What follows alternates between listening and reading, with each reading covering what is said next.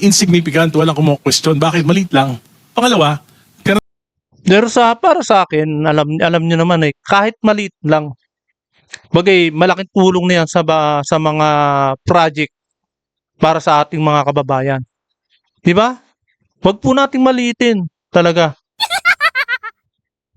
iniwan yan, ginagamit lang para dun sa foreign assisted projects. Dahil halimbawa, may na-expect tayo na may mapipirmahan na tulong o utang para sa isang proyekto, pero hindi pa tapos, hindi pa pwedeng ilagay sa program appropriations.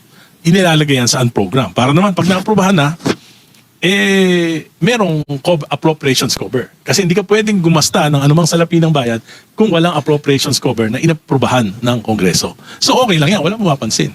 Kahit na sa under the 1987 Constitution, there is no such thing as unprogrammed appropriations. Ayun. Wala yan. Kaya lang, hindi pinapansin. Pero nung 19th Congress, nagamit sa korupsyon. Anong ginawa? Pinalaki. First time in the history of Philippine budget na yung unprogrammed appropriations nung 2023 ay umabot ng 700 billion. 2024, 800 billion. At nitong huli, 2025, 300 plus billion. Diba? Imagine, diba? Ang laki-laki masyado. Diba? Kumbaga, dinaan nila sa program para hindi masilip at hindi makita kung sino-sino yung mga kumuha nun. Program Hindi makikita kung saang department mo hagilapin. Diba? Wala sa mga agency, sa mga department, kung saan napunta yung pera. Masisilip kasi kaya dinaan nila sa program. Paano?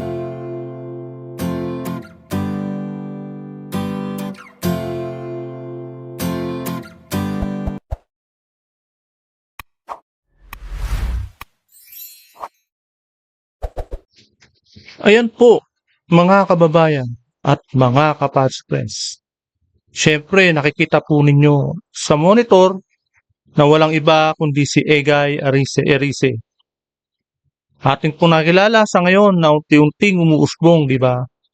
At nakikilala sa ngalan ng politika na talaga naman po na ay lumalaban para sa katotohanan. Walang iba kundi si Congressman Egay Erice na talaga naman po sa larangan ng politika ay isa siya sa lumalaban para sa kapakanan ng taong bayan at isinaalang-alang niya rin ang kapakanan ng bansa. Siguro marahil na nararamdaman niya rin ang ating paghihirap na lalo na sa mga bandang laylayan na isang beses na lang kumain sa isang araw na nakakaawa po. Kumbaga, pumaparehas na rin yung adhikain niya sa nararamdaman ng ating magandang Vice Presidente Inday Sara. Although is Congressman Egay Erice, isang certified dilawan, pero yung paninindigan niya ay nasa taong bayan. Yan po ang totoo. Walang iba, di ba? Number one, ekonomiya na karugtong ng korupsyon, na ito ang dinadaing niya at talaga namang pinaglalaban niya na kahit masagasaan pa ang pangalan ng Pangulo nila, Pangulo nila.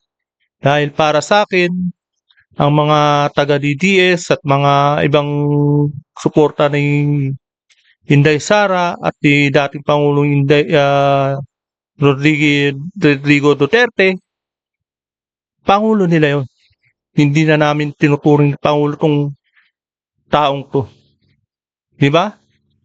Na mga korap na presidente kasi, kumbaga, nabalitaan nga natin na kahit na ipinatawag sa kwarto ng principal nila na habang nagsasaad siya ng argumento tungkol sa baho ng Pangulo, ay agad pinatigil, di ba? Ay nabalitaan ninyo na siya ay sa pagsasalita laban sa Pangulo. At nabalitaan nyo rin na, hayun, dali-dali siyang pinatawag ng principal na anak ng Pangulo na si Sandro Marcos. Yun po. Nabansagan pa nga na walang modo ang anak niya. Etong anak ng Pangulo, di ba? Walang modo dahil ilang taon pa lang ang edad niya. Nito, kumpara sa edad ni Congressman Egay Erice, di ba? na kung pagalitan niya si Congressman Egay Erice, na feeling niya mas may edad siya dito, 'di ba? Parang feeling niya talaga na makapangyarihan na sila sa termino nila, 'di ba? Anyway, Egay Erice na naging consistent naman sa mga pahayag niya, 'di ba? Kumbaga actually kabi-kabilaan ang interview na inimbitahan siya. Pero consistent siya, 'di ba? Hindi nagbabago yung mga argumento niya, hindi nagbabago ang damdamin niya, 'di ba? Alam niyo ba na kapag umakyat na sa plenaryo ang article of impeachment ay maraming argumento na katanungan ang ibabato ni Congressman Egay Erice? Yan po. Kaabang-abang, 'di ba?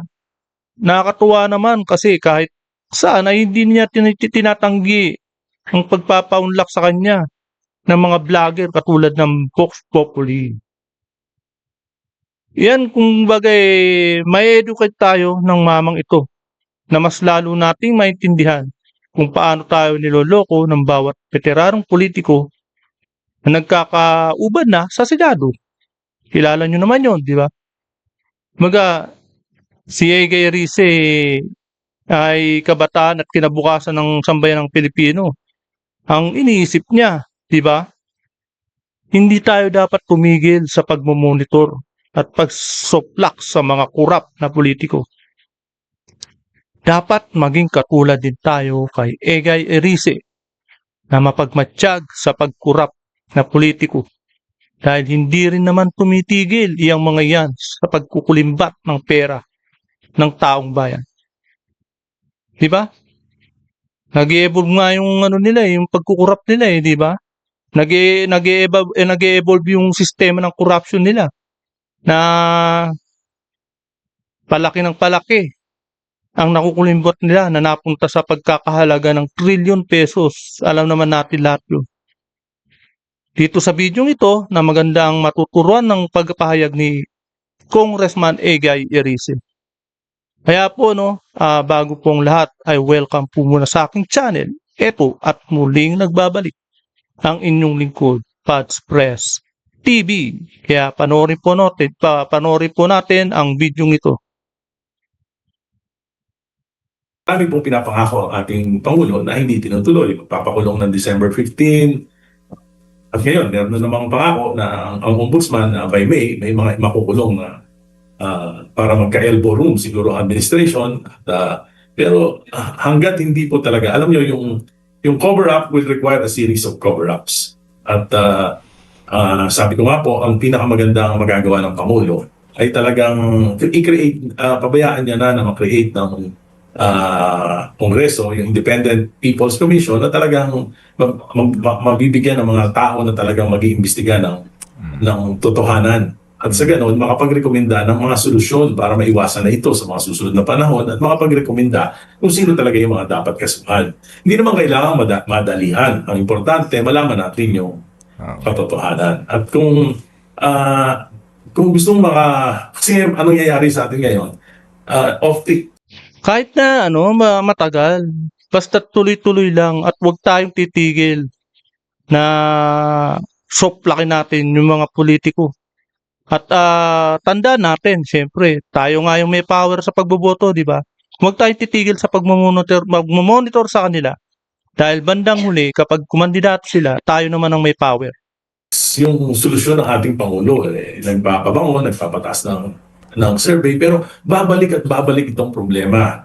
For example, because kahit na yung Pangulo, kahit anong gawin niya walang kwenta di ba? Hindi na tataas yan. Talagang kung nabaon na siya sa putik, mas makakatsyempo sila na mas mababaon pa siya sa mga ebak, di ba? of this flood control mess, yung mga important flood control projects for this year ay hindi na-implement. So anong ibig sabihin yan? Pag bumagyo tayo, July, August, September, maraming lugar ang babahain, maraming mapipinsala, baka mayroon pang mga masawi. Babalik na naman sa kaisipan ng mga Pilipino yung nangyari na yan. eto po, no, sabagay, nababanggit niya na yung nababanggit niya na yung tungkol sa flood control at siyempre, diyan na tayo matatakot kasi tag-init ngayon, 'di ba? Malakas ang higop ng mga lupa, ng higop ng tubig galing sa lupa. Ngayon, ang kasunod nito ay tag-ulan. Yan. Kumbaga, yung mga binabaha dyan dati, malamang at sa malamang, ninenervyos na naman pag nababanggit itong ulan na to itong baha. Kasi, wala pa rin nangyari ngayon. Di ba? Wala pa rin nangyari ngayon. Ano bang nangyari? Puro investigasyon lang. Puro ICI. Puro pantatakip ng pantatakip ng mga mastermind. Ano na nangyari sa flood control? Hindi na ituloy, di ba? Wala pang nangyari. Ang dami-daming nagmo-monitor sa flood control, sa mga project, di ba?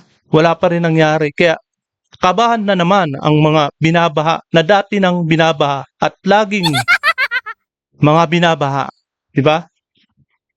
Kung gusto mabigyan ng solusyon ng Pangulo ito pa rin niya yung mga pinangako niyang reforma, anti-political dynasty na isa sa dahilan ng korupsyon, yung Independent People's Commission, pinangako niya rin yan, at talaga naman dapat talaga na magpatuloy na yung mga political reforms na ipinangako niya. Opo. So, Mukhang malabo kasi. Nakaharang na agad sa Malacanang. Dahil sila at mga anak niya may balak, di ba? Anak ni Pangulong Marcos, may balak yan. Sa malamang at sa malamang. Di ano na yung anti-dynasty? Wala na. Nalusaw. Sa panahong ito, mukhang bagay, kailangan pa natin hintayin ang 2028 sa pagbabago ng gobyerno. Di ba? Bago maanuhan uli yan, mabuhay ang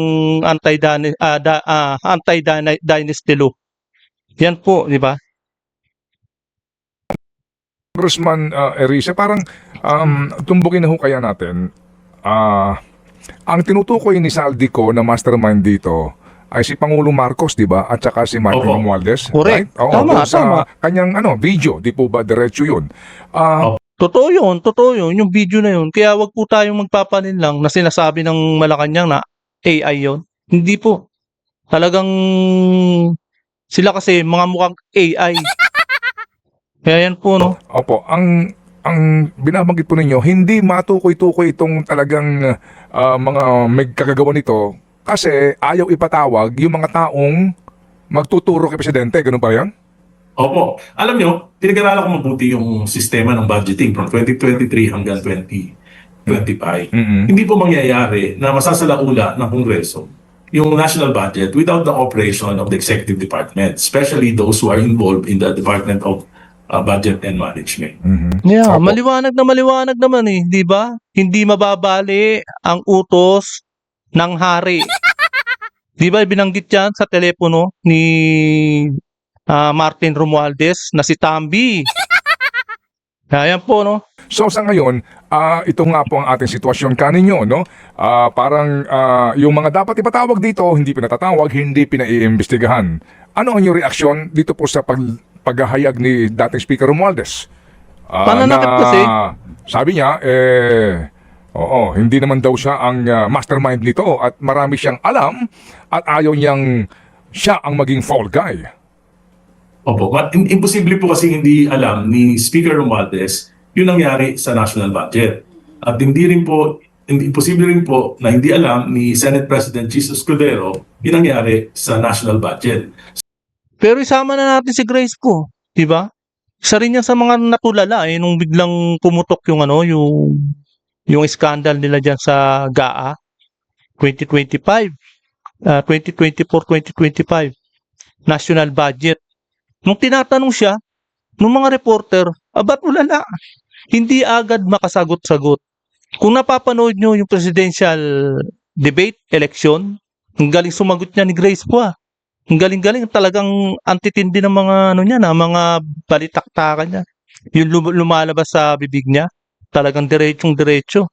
Pero nung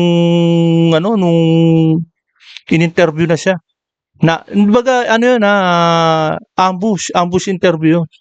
Diba tulala, walang naisagot. Tingnan mo yung mukha, talagang mutlang putla, di ba? Ganun po talaga katindi, di ba?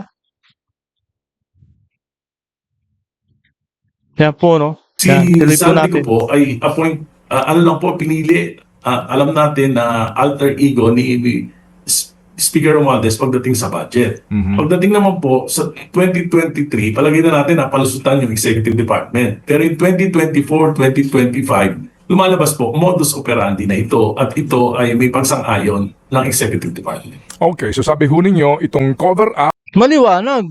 Alam talaga, pinirmahan, bilyon-bilyon, pipirmahan ng Pangulo. Imposibleng hindi ano yan. Imposibleng hindi makita. Senatorial election yan nun di ba? Kaya kailangan nila ng budget sa mga kandidato nilang mga senator.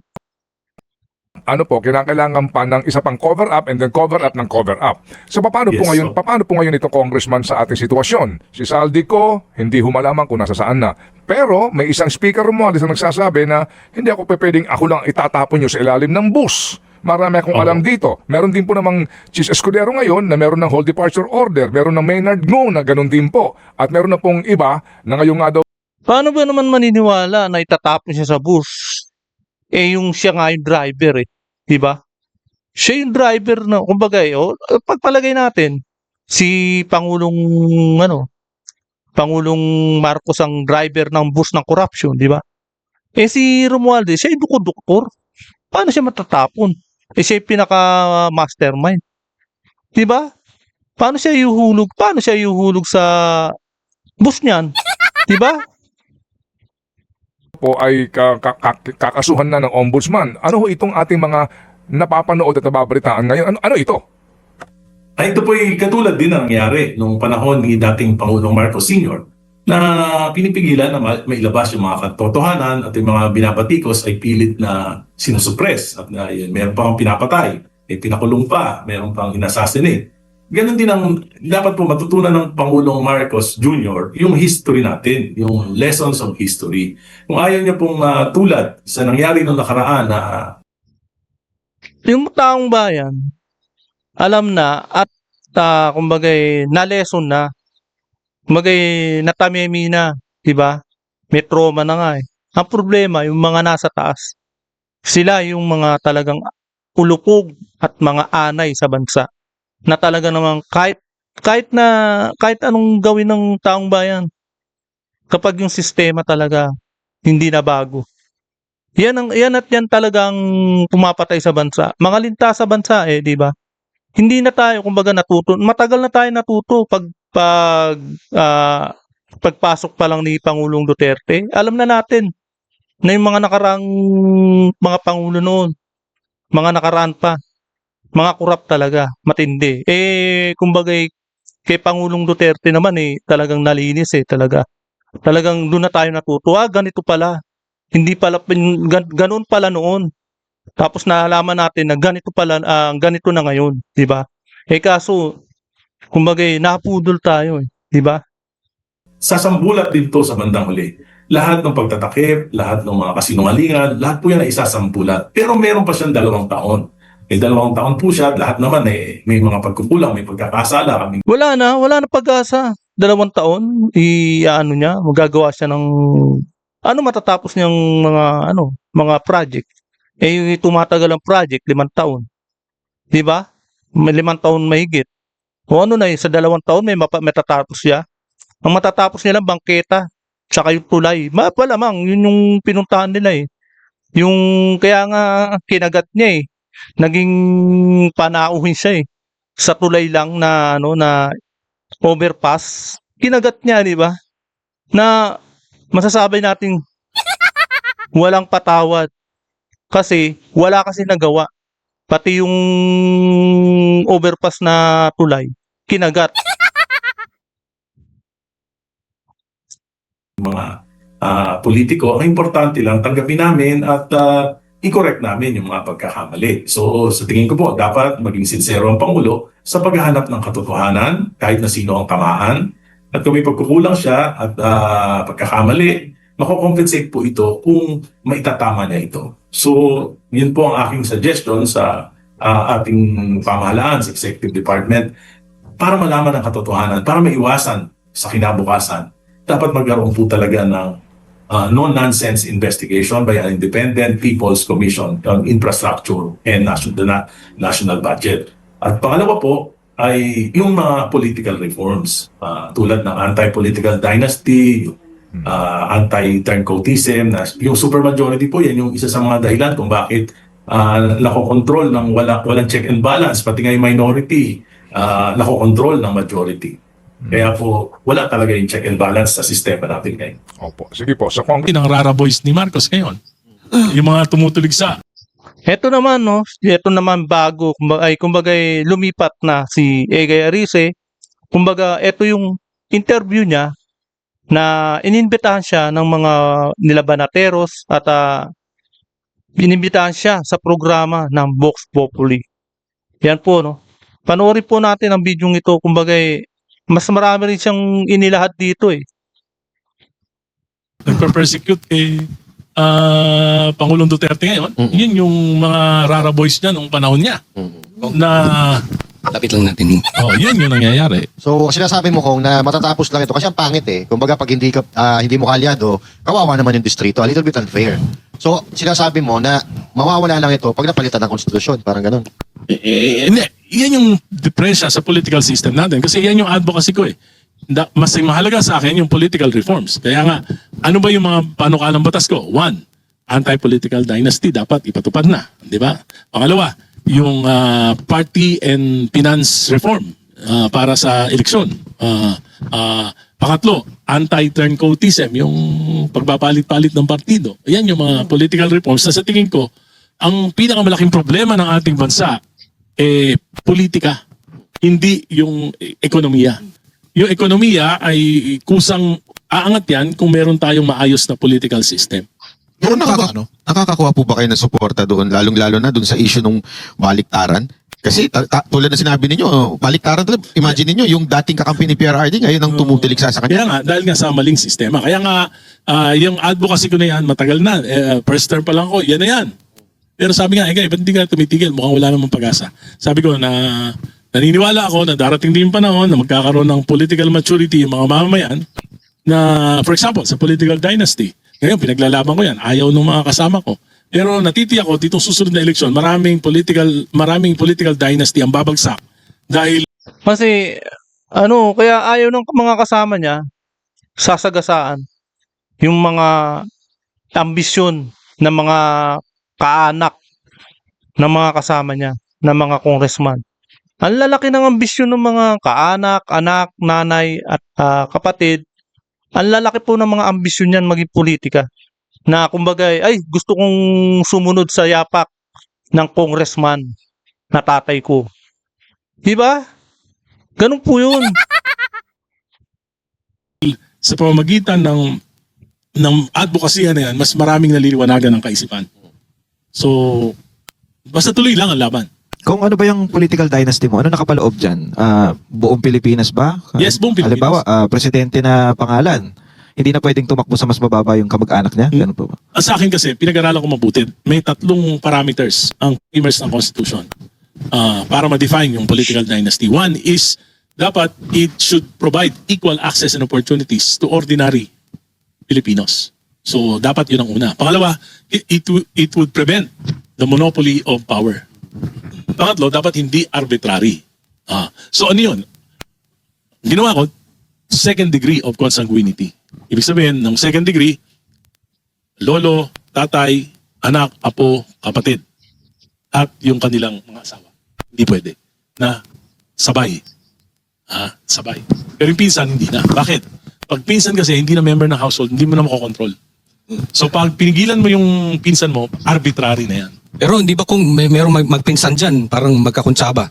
Ay, ano na yun, kahit naman na magkaibigan, pwede magkakontsaba. Kaya lang, hindi mo na control. Kaya nga tinanong ako lang mag-isa eh.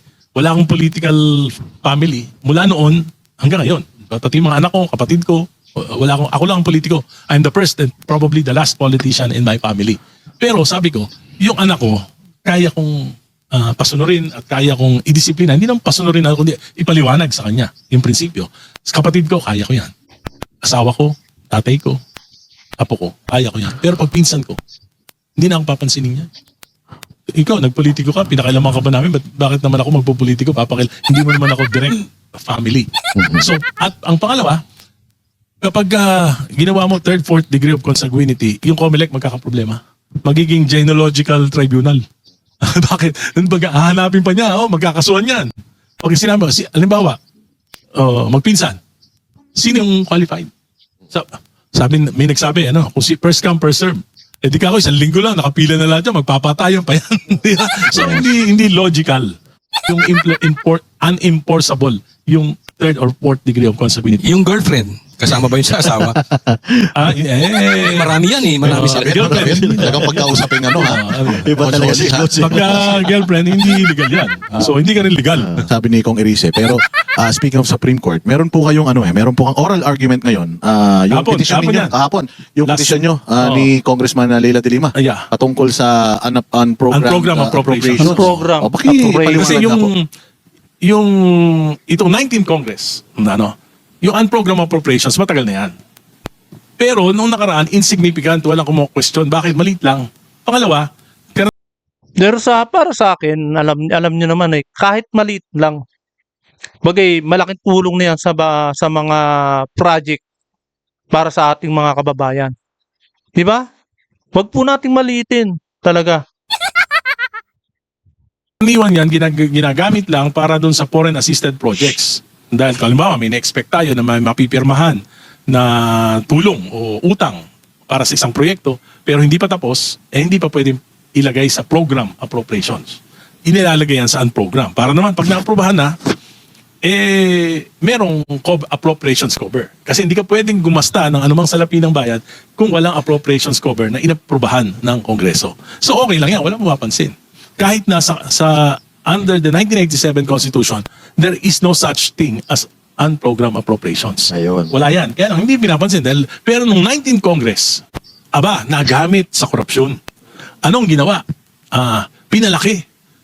First time in the history of Philippine budget na yung unprogrammed appropriations nung 2023 ay umabot ng 700 billion. 2024, 800 billion. At nitong huli, 2025, 300 plus billion. 'Di ba? Imagine, 'di ba? Ang laki-laki masyado. 'Di ba? Kumbaga, dinaan nila sa unprogram para hindi masilip at hindi makita kung sino-sino yung mga kumuha nun. Unprogram eh. Hindi makikita kung saang department mo hagilapin. 'Di ba? Wala sa mga agency, sa mga department kung saan napunta yung pera. Masisilip kasi kaya dinaan nila sa unprogram. Paano ginamit ito? May sinabit na budget ang Pangulo. Pagkatapos, ginawa ng Kongreso, lalo na sa Bicameral Conference Committee, yung mga program, mga pinag-aralang proyekto, inalis. Inilagay sa unprogram. Ibig sabihin ng program, wala pang tiyak na pagkukunan ng pondo. Pinalitan ng mga flood control, mga cat's eye, mga highway rail, yung mga proyekto na malaki ang tongpats, yung mga proyekto na pwedeng ghost projects. So yan, dun inilagay yan. Kaya ano nangyari? Dahil inalisan ng 2024, inalisan ng 250 billion para sa mga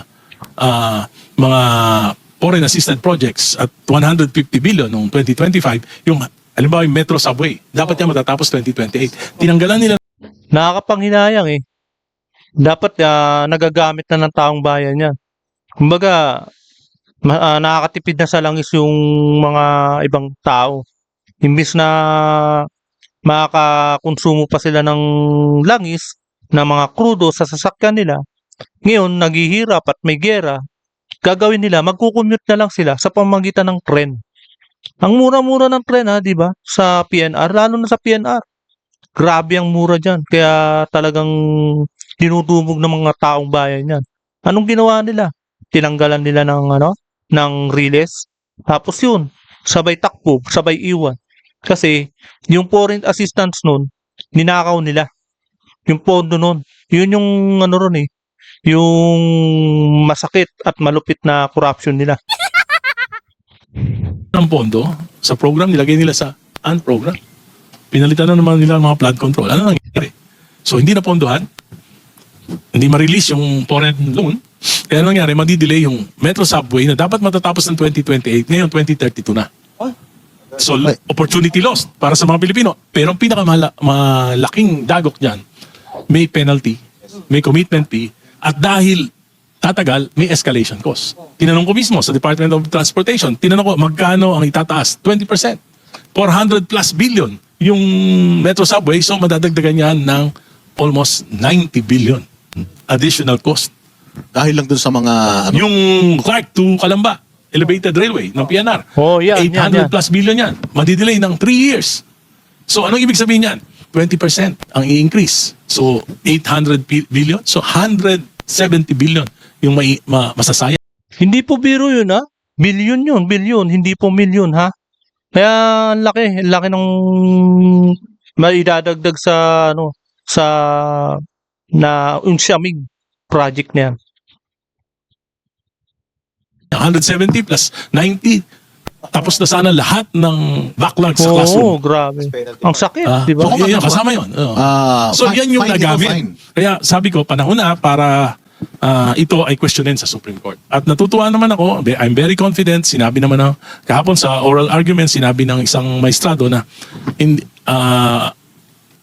I hate unprogrammed appropriations. Bakit? Kasi kung ito for emergency, meron namang kung halimbawa may additional na income, pwede naman gumawa ng special appropriations, ipapasa uli ng Kongreso. It will just take 2 months. Kaso ang masakit, wala eh. Tanong natin, may kinikita ba ang gobyerno? Wala eh, di ba? Puro utang, tapos puro kabig lang, puro claim. Kumbaga sakim nga eh, di ba? Panayang panayang kuha lang. Walang walang bigay, kumbaga yung interest na kinikita dapat ng gobyerno. Wala sila noon. Wala ngayon yun, yung interest, yung kita na dapat ilalagay sa program. Wala. Kapag may sobra lang ang kita ang gobyerno kasi, kapag may extrang pera o budget, doon lang nila ilalagay sa program. May kaso, wala nga eh. Ang lupit eh. Di ba? Para maipasa yan. Pangalawa, meron namang contingency fund ang gobyerno, at least mga 13 billion a year yan kung may mga emergencies. Kung, masasabi ba natin itong unprogrammed bills, ito yung bagong pork barrel? Well, Tama, pwedeng gawing oo. pork barrel. At maraming kalokohan na nangyari ng 19th Congress. Noong nakaraan, aaminin ko, nung mga nakaraang hindi naman, walang pumapansin dahil hindi naman, Yan. hindi kalaki, walang gumagawa ng kalokohan. Hindi nagagamit sa mali. Ngayon lang, 19th Congress, 2023, 2024, 2025. Pero, so kung sinasabi ninyo, umakyat ito during the BICAM. Tama po? Merong small committee sa Congress. Oo. Tapos meron pang BICAM. 2 beses. 4 sila, di ba? Yun. Yung mga technical committee.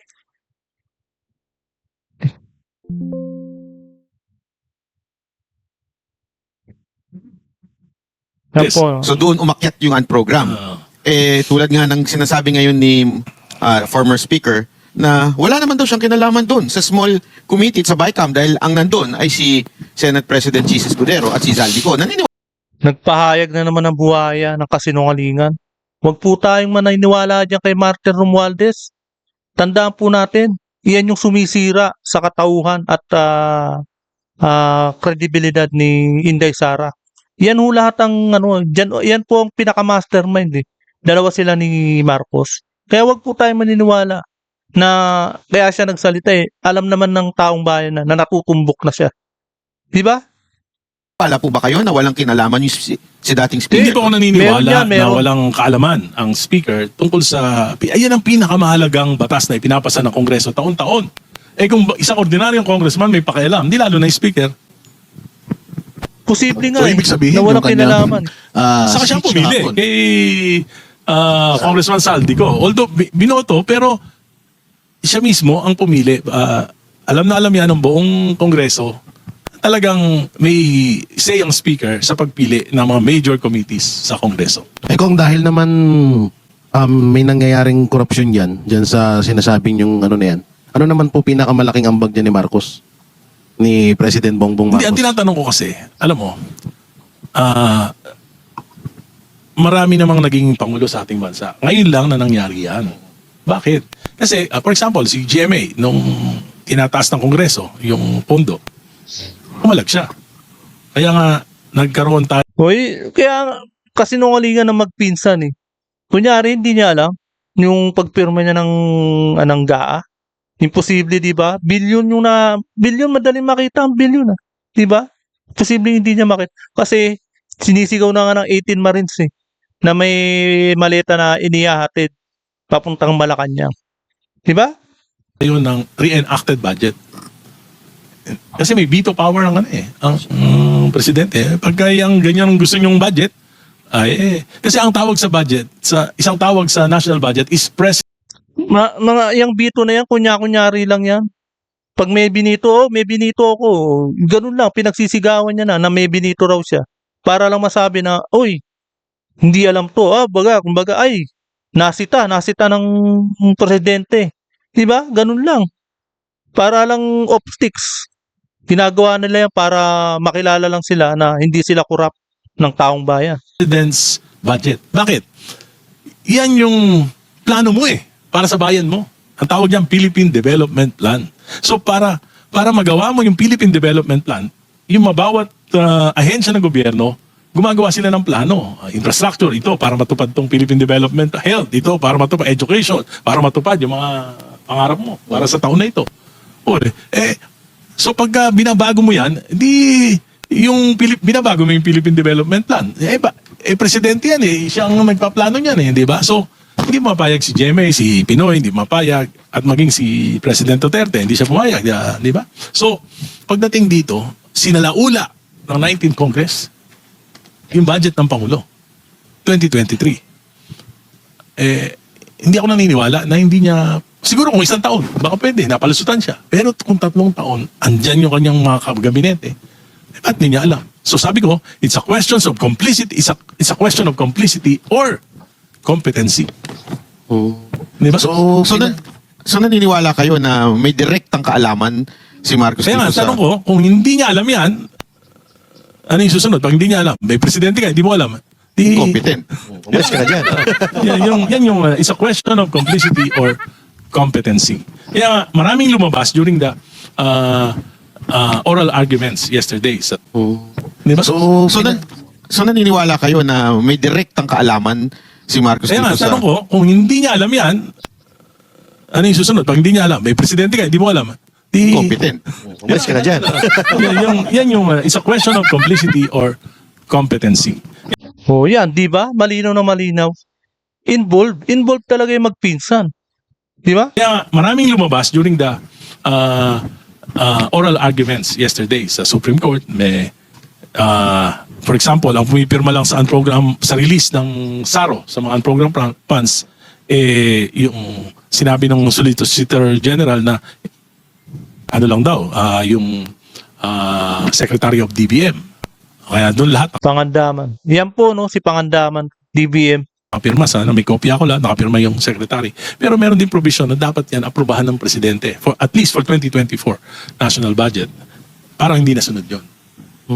So, marami talaga. Medyo nagulo itong pagbabudget ng 3 taon because of this unprogrammed Pero appropriations. kung di ba meron tayong EU dyan na dapat yung presidente ang pipirma pag-release ng Pero unprogrammed? tinanggal yun noong 2025. Yun lang talaga. Tinanggal. Para, alam nyo naman kung bakit. May balak na talaga. Ang laki-laki na. Binabalak nila na corrupt. Di ba? Kaya anong Hindi ko palagay alam, nyo ba't hindi ko alam. tinanggal? Hindi ko alam. Siguro para mawala ng responsibilidad yung presidente, legal responsibility. Oo, Pero sabi ko nga, hindi naman pwedeng the secretary of the alter ego lang siya So hindi dapat lahat ng pondo na i-release ng DBM, lalo na sa program appropriations, dapat may pagpayag ang Pangulo. Sino po ang nagtanggal nun, Kong? Ibig sabihin, alam niya lahat. Di ba? May pagpayag Ganun no yun. Ibig sabihin, di ba, napakawalang talaga, di ba? Ibig sabihin, hindi nagtatrabaho kung hindi niya alam. Maliwanag na maliwanag. May tinanggal yun sa special provision ng GAA. 2025. So naalala ko kung ito nakakalimutan na kasi ng tao yung sa Maharlika Fund tsaka itong sa PhilHealth. Parang nabalitaan natin ito yung ginamit Hindi Maharlika Fund. Yung PDIC, 107 billion, saka yung 60 billion ng PhilHealth. Yun ay, dahil wala namang pagkunan ng pondo, ginawa nila na revenue yon, source of revenue. At ginamit nila para sa mga proyekto. At nakita ko sa program appropriations, marami yung napondohan ng PhilHealth at ng PDIC na mga flood control, mga proyekto. Ano pong sinasuggest ninyo doon sa inyong petisyon sa Supreme Court? And I-declare na unconstitutional yung unprogram appropriations dahil meron namang paraan na kung sakasakali may excess na na income at may mahigpit na pangangailangan, magpasala lang ng special appropriations o kaya gamitin na lang yung contingency fund. so totally scrap natin yun. Pag na-declare ng Supreme Court, wala na yun. Kaya nga, mahalaga na ma-decisionan to before the 2027 budget na mapag-usapan ng Kongreso para kung sa ganun, wala na talaga yan. sa kaalaman ng mga kababayan natin kung ano ang magiging benepisyo ng masang Pilipino dito sa inyong petisyon. Well, ang sinasabi nila kasi, ang dahilan ng unprogram appropriations para daw mapadali. Ibig sabihin, convenience. Pero sabi ko, yung safeguard is more important than convenience. So sa tingin nyo kung bilang kongresista, dito ba nanggagaling sa unprogram appropriation yung karamihan sa nakukurap na perang taong bayan? Nitong 3 taon, nitong 2023, 24, 25, Laki. marami po galing doon. Oo. Paano sa 2020? 2026 po, nabantayan namin eh. Nandun po ako. Okay na po siya. Kung di ba Meron pa rin, pero Kaya lang, meron pa rin. Yan nga, binanggit niya, di ba? Meron pa rin. Ang laki pa rin noon, bilyon eh. Bakit tayo papayag na ganun pa rin ang kahit na ilang taon ang dumating, ganun ang kinukurap? Bakit tayo papayag, di ba? yun nga, kaya nga kinestyon ko, meron pa rin 150 billion, pero hindi masyadong Laki. controversial Laki pa rin. ngayon. Pero sabi ko nga, kahit hindi controversial ngayon yan, paano sa susunod na taon? Mga susunod na taon, Gagayahin kung tahimik na, lang. Walang Paulit-ulit. ganong nagpapatay. Kaya mabuti pa ngayon pa lang, matuldo ka na yan. Ngayon po, napanood po natin ang maganda na pagpapahayag. Kumbaga, na-educate tayo ni Congressman Egay Erice. Hindi po siya bumibitiw at patuloy na naninindigan. Kumbaga nga, sabi niya babantayan at babantayan ang mga GAA, yung mga budget, di ba? Kumbaga, kahit nga nasa 150 billion na lang o 300, malaki pa rin yun. Kaya sabi niya nga dapat maging zero eh. Kumbaga, ma-zero corrupt nga yan eh. Yan yung gusto niyang mangyari. Na sa totoo lang, gusto rin naman nating mangyari. Di ba? Kaya yan po, hanggang dito na lamang po. At kung hindi ka pa nakakapag-subscribe, please subscribe my channel para lagi kang updated sa bawat upload ko. Maraming salamat po.